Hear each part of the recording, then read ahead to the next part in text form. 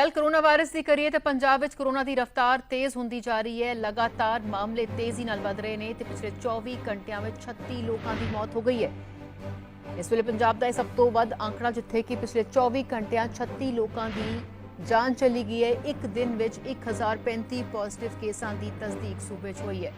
दस दी कि सूबे एक्टिव केसा का आंकड़ा 9391 हो गया है। हुण तक 17,000 तो वध मरीज ठीक भी हो चुके हैं, लेकिन यह आंकड़ा हुण सूबे लगातार वध रहा है तो एक चिंताजनक स्थिति बनी हुई है। पिछले 24 घंटिया 36 लोगों की मौत की तस्दीक हुई है तो 1035 पॉजिटिव केसा की तस्दीक हुई है।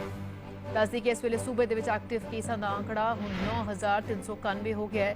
17,000 तो वध मरीज हालांकि ठीक हो चुके हैं। अमनप्रीत साडे नाल सारे सहयोगी जुड़े ने, उन्होंने नाल गल करदे हां। अमन, इस वेले की स्थिति देखिए, जो केसेस वध रहे हैं, मौतों का जो आंकड़ा है बहुत तेजी नाल वध रहा है और इसनूं लैके बहुत वड्डी चुनौती लगातार बनी हुई है सरकार ते प्रशासन लई।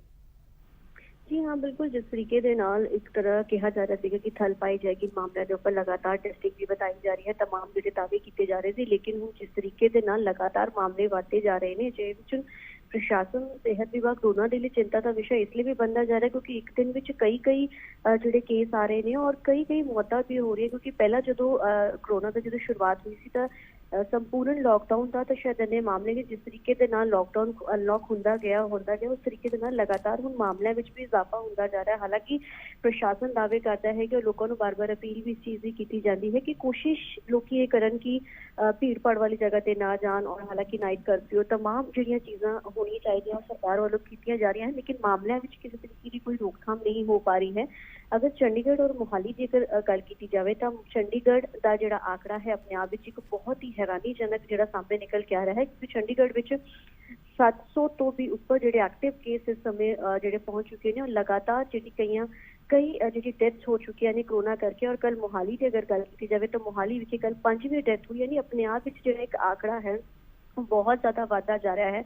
मोहाली भी जो रिकॉर्ड तौड़ केस जो रोज ਜਿਹੜੇ ਕੀ ਕੀਤੇ ਜਾਂਦੇ ਨੇ ਡਿਡਕਟ ਕੀਤੇ ਜਾਂਦੇ ਨੇ, ਸੇਮ ਉਸੇ ਤਰੀਕੇ ਦੇ ਨਾਲ मोहाली ਵਿੱਚ ਵੀ ਰਿਕਾਰਡ ਤੌਰ ਤੇ ਕੇਸ ਆ ਰਹੇ ਸੀ। यानी ਕਿਹਾ ਜਾ ਸਕਦਾ ਹੈ ਕਿ ਕੋਰੋਨਾ ਦਾ ਕਹਿਰ ਲਗਾਤਾਰ ਜਾਰੀ ਹੈ। ਇਹਦੇ ਵਿੱਚ ਹੁਣ ਲੋਕਾਂ ਦੀ ਹੀ ਜਿਹੜੀ ਜ਼ਿੰਮੇਵਾਰੀ ਬਣ ਜਾਂਦੀ ਹੈ ਕਿ ਲੋਕੀ ਕਿਸ ਤਰੀਕੇ ਦੇ ਨਾਲ ਜਿਹੜੀ ਜੋ ਬਾਰ-ਬਾਰ ਅਪੀਲ ਕੀਤੀ ਜਾ ਰਹੀ ਹੈ ਉਸਨੂੰ ਕਿੰਨਾ ਸੀਰੀਅਸ ਲੋਕੀ ਲੈ ਰਹੇ ਨੇ, ਕਿੰਨਾ ਸੀਰੀਅਸ ਉਸਨੂੰ ਲੈਣਾ ਚਾਹੀਦਾ, क्योंकि इस समय क्योंकि लगातार जो मामले बढ़ रहे हैं हुण ये नहीं कहा जा सकता है कि सामने वाले शख्स को भी हो, क्योंकि एक जी सामने चीज़ निकल के कि आम तौर पर हुण लोगों में सिम्पटम्स भी नहीं, कुछ लोगों को हल्का जो बुखार होने के नाल ही जो कि भी चीज़ सामने निकल के आई है। सो हुण लोगों को अपने तौर के उपर हिदायत ज़्यादा बरतने की जरूरत है इसी बीमारी तो बचने के लिए। होर कोई जो तक वैक्सीन नहीं प्रॉपर बनता उस तक किसी तरीके का कोई भी चीज़ नहीं कही जा सकती है, तो अपने आप में ही खुद की जी जिम्मेदारी बन जाती है पहले तौर के उपर कि किस तरीके के नाल असी खुद को सेफ रख रहे हैं। खुद सेफ रहेंगे तभी इस बीमारी को बचा जा सकता है।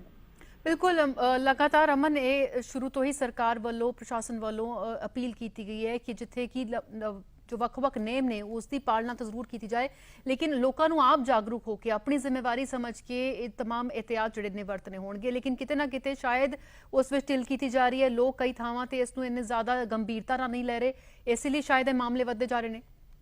जी हाँ, बिल्कुल। आमतौर पर जो भी अगर बाजार की अगर गल की जाए या फिर 17 की गल की जाए या फिर चंडीगढ़ या मोहाली किसी भी थान की गल की जाए, पंजाब की कई जगह ते अजिहे जो तस्वीरें भी सामने निकल के आई हैं जिथे लोगों की आम भीड़ लोगों को ये लगता है कि सब कुछ अनलॉक हो चुका है तो शायद कोरोना खत्म हो चुका है, कोरोना उन्होंने नहीं हो सकता है।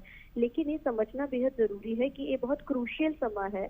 लोगों को समझने की जरूरत है कि अगर भीड़ भाड़ वाली जगह से वो जाते हैं, हालांकि मास्क का जो आप इस्तेमाल करते हैं तो कई परसेंट तक ये कहा जाता है कि ट्रांसमिशन नहीं हो पाती जी कोरोना की, लेकिन इस तो पहले ये समझना जरूरी है कि अगर ट्रांसमिशन ना हो तो पहले तौर पर असी खुद ही इस चीज़ को इंप्लीमेंट लोगों वालों किया जाए कि वो भीड़ भाड़ वाली जगह से ना जान और अवॉइड किया जाए कि एक थान के उपर, क्योंकि असी कुछ तस्वीर अजिही भी सामने आई थी कि कई ब्लू कॉर्नर अजिहे भी चीज़ा सामने निकल के आई हैं कि लोग अपनी रिपोर्ट्स लेन जा रहे हैं, टेस्ट करवाने जा रहे हैं, तो लगातार भीड़ उत्थे वेखण नूं मिलदी। लोग ये नहीं समझते कि सोशल डिस्टेंस को भी असीं मेनटेन करना है।